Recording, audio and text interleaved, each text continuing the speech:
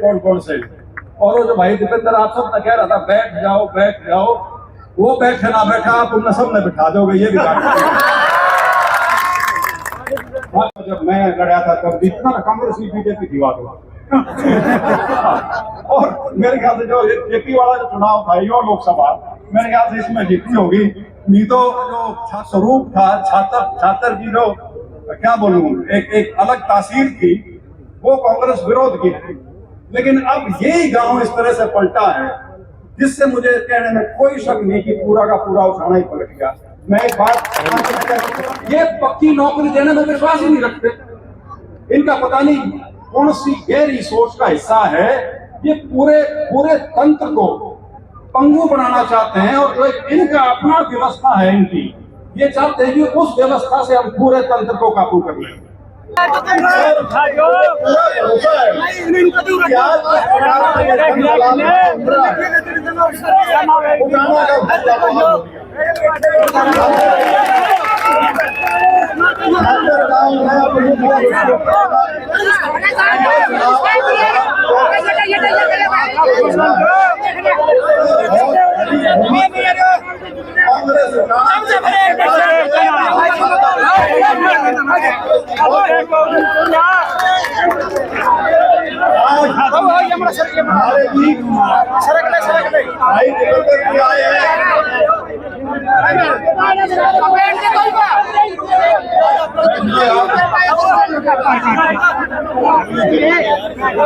अरे सिखा दे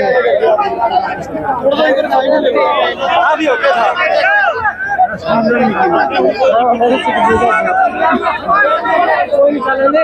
ये कपाड़ बात देखो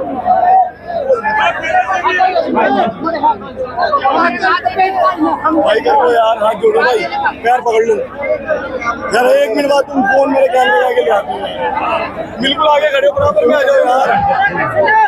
ट्राई कर ले यार,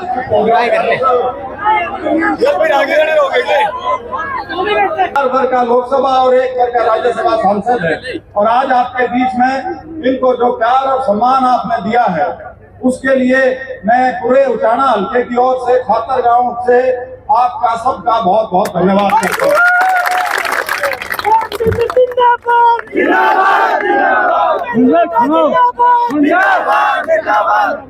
ये जो ऐतिहासिक जनसभा आज यहाँ हुई है,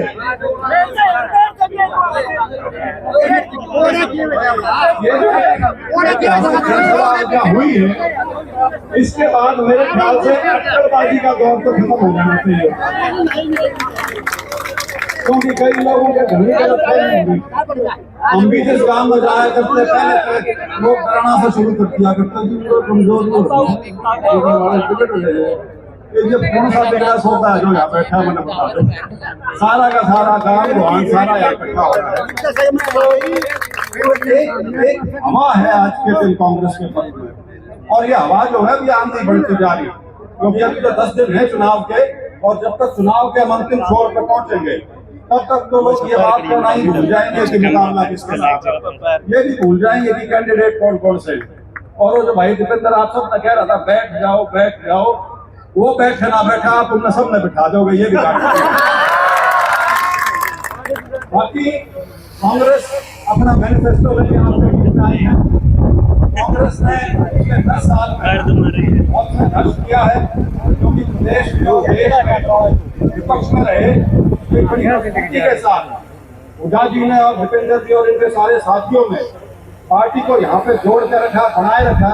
हम तो खिसक लिए थे थोड़े टाइम के लिए, 2-3 साइड चले गए थे, लेकिन एक प्रकार से जो सारा परिवार आज इकट्ठा हुआ है उसके लिए मैं दीपेंद्र का भी धन्यवाद करता हूँ, भूपेंद्र हुड्डा जी का भी धन्यवाद करता हूँ, और सभी जो कांग्रेस का बड़ा परिवार है सारा का सारा जो यहाँ मौजूद है, मैं उन सभी का धन्यवाद करता हूँ। यहाँ हमारे बीच बलराम कटवाल जी हैं, हमारे बीच स्वामी आदित्य वेश जी हैं, हमारे बीच में मास्टर जी हैं जोड़ा से, और सभी साथी दिनेश है हमारे बीच में, और कौन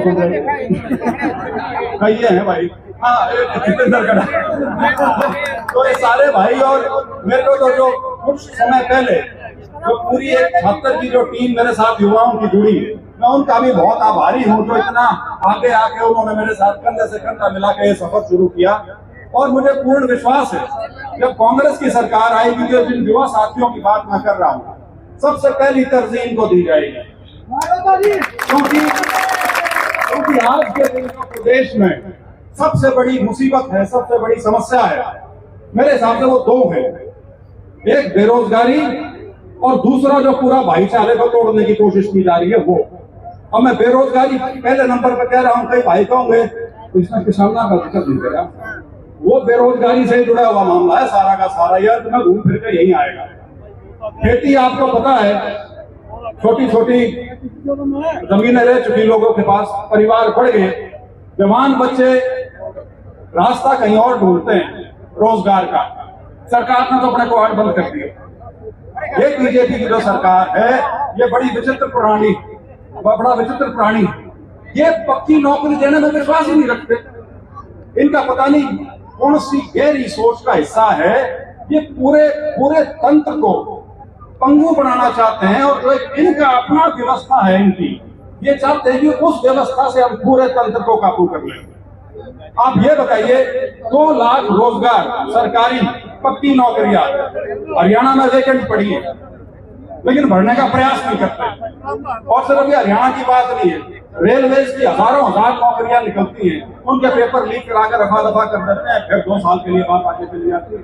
और इसकी पराकाष्ठा क्या हुई? इसकी पराकाष्ठा ये हुई कि हमारी फौज भी कच्चे की करती है आज। ये हैरानी की बात नहीं है कि अगले 4-5 साल में हमारी फौज का 3/4 वर्ग जवान जो है, जो हमारा सिपाही है, जो फौज में देश की रक्षा के लिए अग्रणी पंक्ति में खड़ा होता है, 3/4 कच्चे के होंगे।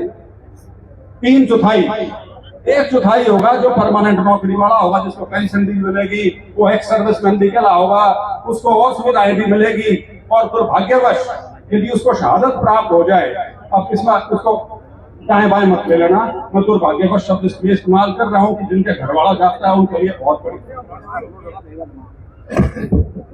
बहुत बड़ी त्रासदी होती है। लेकिन शहादत अपने आप में एक बहुत बड़ा दर्जा है जो किसी भी फौजी को मिल सकता है। और दूसरी तरफ जो उसके साथ कश्मीर में या चीन के बॉर्डर पे या कहीं भी कंधे से कंधा मिला के जो लड़ रहा है उसके साथ, उसी का साथी है, उसी के साथ काम कर रहा है, वही ड्यूटी दे रहा है, लेकिन उसको सिर्फ कुछ लाख रुपए के अलावा कुछ नहीं मिलना। तो उसको सिर्फ एक बंदी बनाई कच्चे की तनख्वाह मिलनी है, और कल को उसके साथ कुछ हो जाए तो उसके लिए कोई पेंशन नहीं है, एक बंदी रकम है और एक इंश्योरेंस की राशि है, वो देके गाड़ी खत्म। तो जो मैं कह रहा था कि इनका पक्के में विश्वास नहीं है, ये हर संस्था को अंदर से खोखला करना चाहते हैं, हर संस्था को अंदर से खोखला करना चाहते हैं। ये नकली वो डंडे की ट्रेनिंग करा के पता नहीं कौन से फौजी तैयार करने लग रहे हैं अपनी शाखाओं में, मेरे को नहीं पता, लेकिन इनकी मंशा ये है कि हम पूरे तंत्र को उसके माध्यम से काबू कर लें। ये असली खेल, समझने वाली बात। और इसके साथ साथ जो मैंने कृषि से शुरू किया कि कृषि की हालत खराब है, उसमें बढ़ोतरी हो नहीं रही, युवाओं को सरकार में रोजगार नहीं मिल रहा, फौज का रास्ता करीब बंद हो, क्योंकि 4 साल की नौकरी करने के लिए कोई बहुत कम संख्या में लोग हैं जो 2 साल मेहनत करके 4 साल की नौकरी के लिए जाएंगे। उसके बावजूद कई लोग कहते हैं, बड़े बड़े जर्नल भी कहते सुने मैंने टीवी पे, और नहीं जब हमारे कैंप लगते हैं तो उसको तो हजारों लोग आते हैं भर्ती होने। वो भी यही दर्शाता है कि बेरोजगारी की हालत इतनी है कि 4 साल की मिर्जा बाय ले लो, है तो कुछ कहीं जान न दो। तो ये स्थिति इन्होंने बनाई। यही कारण है कि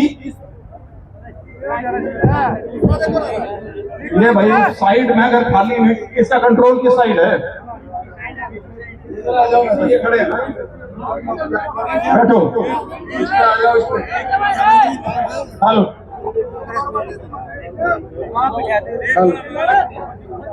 तो ये जो पूरा सिलसिला है, आज के दिन इसका नतीजा क्या हुआ है? बिठा दो, क्योंकि रेंज कट जाती है, इससे वायरलेस की भी रेंज होती है, जैसे मोबाइल अगर बड़ी दीवार आ जाए उससे इसमें आ जाओ ना सर, इसमें आ जाओ, इसमें आ जाओ।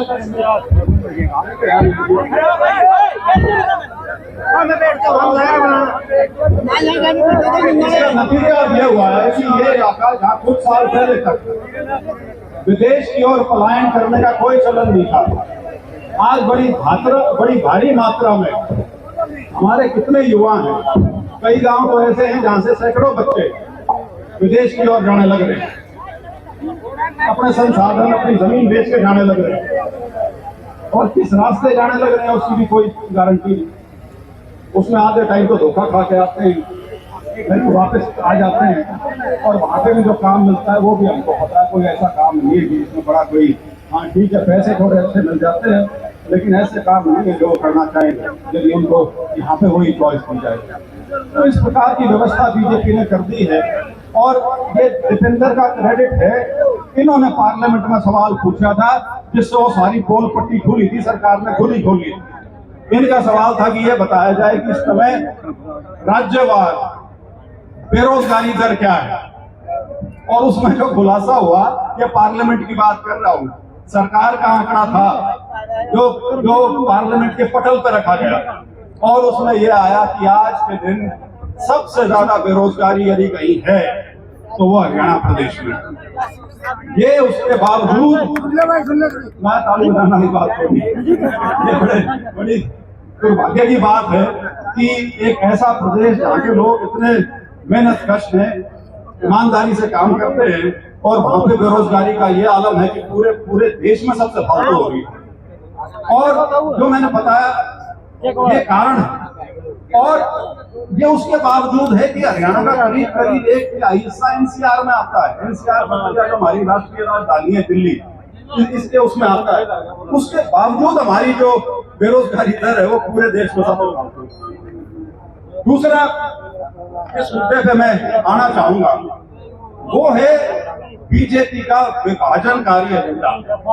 एक तो कच्चे वाला हो गया, दूसरा विभाजनकारी। मोटी मोटी बात है ये दो, family ID, portal, property ID, वो तो सारी 36 चीज और जोड़ रखी। लेकिन जो विभाजनकारी एजेंडा है वो भी आप सबसे छुपा लिया।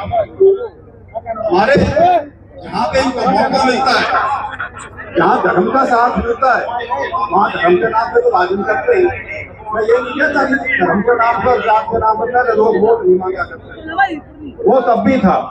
लेकिन एक द्वेष की भावना पैदा करके, एक नफरत की भावना पैदा करके जिस तरह की राजनीति बीजेपी करती है, वो हम सब ने देख ली।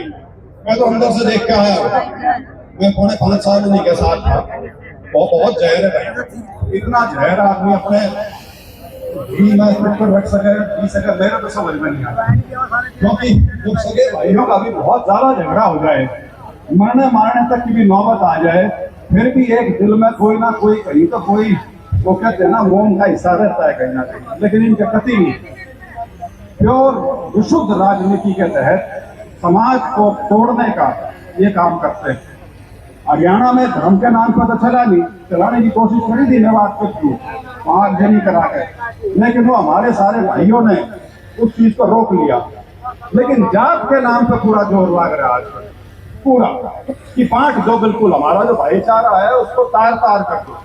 लेकिन ये एजेंडा भी लोगों को समझ में आ लिया। ये चला 7-8 साल, ये एजेंडा चला, लेकिन अब जो चलाने की कोशिश की जा रही है उसके बहकावे में कोई नहीं आ रहा। और मेरा तो आपसे अनुरोध है कि वोट कहीं भी डालते रहो, लेकिन जो एक भाईचारा है, एक आपसी सौहार्द जो है, जो हमारे गांव देहात का है, जो हमारी पहचान है, उसको बना के रखें। अंत में मैं सिर्फ 2 बातें कहूंगा, क्योंकि उसके बाद दीपेंद्र जी अपनी बात कहेंगे। जो कांग्रेस का मैनिफेस्टो है उसमें बहुत बड़ी बड़ी बातें कही गई, मैं उसमें ज्यादा उल्लेख नहीं करूंगा, मेरे ख्याल से दीपेंद्र उसमें ज्यादा बोलना चाहेंगे। लेकिन 1 तो या 2 लाख की नौकरी, 2 लाख नौकरियों को जो भरने की जो बात है, और ये सैंक्शन पोस्ट है, ये यूं नहीं है कि नहीं बनानी है, ये वो है जो खाली नौकरियां हैं, इनको भरने का काम जो है वो कांग्रेस सरकार में आने के बाद तुरंत इसके ऊपर कार्रवाई शुरू करेगी। बाकी बुढ़ापा पेंशन के लारे तो बहुत लोगों ने दिए कि इतने कर देंगे, उतने कर देंगे, उसकी मैं बात भी नहीं करना चाहता, क्योंकि उसकी आज कल आप लोग बात नहीं करते, तो मैं क्यों बात करूं, क्यों उसका मैं छेड़ा छेड़ू। लेकिन कांग्रेस ने 6,000 रुपये बुढ़ापा पेंशन, 6,000 रुपये दिव्यांग पेंशन, ये सारी चीजों का जिक्र किया। तो एक बहुत ही लाभकारी लोगों के लिए, चाहे किसान वर्ग हो, चाहे कमेरा वर्ग हो, चाहे महिलाएं हो, चाहे हमारा पिछड़ा वर्ग हो, सभी का ध्यान रखते हुए इस घोषणा पत्र में जो 7 वायदे किए हैं उसमें उल्लेख किया गया है। तो मेरा तो अंत में आपसे अनुरोध यही है, मैं हालांकि सोच तो रहा था कि आपके सामने बात करूंगा कि जो ये वोट का टणिया आ रहे हैं इनसे सावधान रहना, लेकिन वो लगता है आज ये देख के मेरे ख्याल से वो संभावना तो खत्म हो गई। आपने अपना फैसला कर दिया। जो हवा कांग्रेस के पक्ष में है वो आज मुझे सही मायने में नजर आ गई है। बिल्कुल पूरी तरह से आश्वस्त हूं कि ना सिर्फ उचाना जींद बल्कि पूरे हरियाणा में कांग्रेस का परचम बड़ी मजबूती के साथ फहराएगा और एक बहुत भारी बहुमत के साथ कांग्रेस की सरकार बनने जा रही है। मैं एक बार फिर से दीपेंद्र हुड्डा जी का यहाँ आने पर स्वागत करता हूँ, उनका आभार व्यक्त करता हूँ, खास तौर पे इसलिए करता हूँ क्योंकि उनके नाम का कुछ लोग दुरुपयोग कर रहे थे। वो चीज भी आज आपके सामने उसका भी पर्दाफाश हो गया। और उसके साथ साथ मैं छात्र गांव का बहुत आभारी हूं जिन्होंने आज ये जो यहाँ पे रौनक लगाई है, इस उमस में, इस गर्मी में जो आप लोग यहाँ बैठे हैं, शांति से बैठे हैं। अब बैठ के थोड़ी देर पहले तक तो ये तो ना बैठे थे ऊपर आने। ये आपके ना सिर्फ अनुशासन का परिचायक है बल्कि आप लोगों की कांग्रेस में जो रुचि है उसका भी परिचायक है। दीपेंद्र जी मेरे ख्याल से यहाँ लड़ा था तब जितना कांग्रेस की बीजेपी थी बात हुआ। और मेरे ख्याल से जो जेपी वाला जो चुनाव था यो लोकसभा, मेरे ख्याल से इसमें जीतनी होगी। नहीं तो छात्र का जो स्वरूप था, छात्र की जो क्या बोलूं एक अलग तासीर थी, वो कांग्रेस विरोध की थी। लेकिन अब यही गांव इस तरह से पलटा है जिससे मुझे कहने में कोई शक नहीं कि पूरा का पूरा उठाना ही पलट गया। मैं एक बात करूंगा, मेरे पिताजी को यहाँ 52 साल हो गए राजनीति करते और मैं घर में राजनीति बचपन से सुनता था। मैं ज्यादा उसमें मेरी हिस्सेदारी नहीं थी, मैं पर्दे के पीछे रखा करता, मेरे पिताजी कभी आगे नहीं रखा करते। लेकिन एक चीज मैं जरूर सुनता था कि हमारे यहाँ लकीरें बहुत गहरी बन गई और उन लकीरों को काटना आसान नहीं।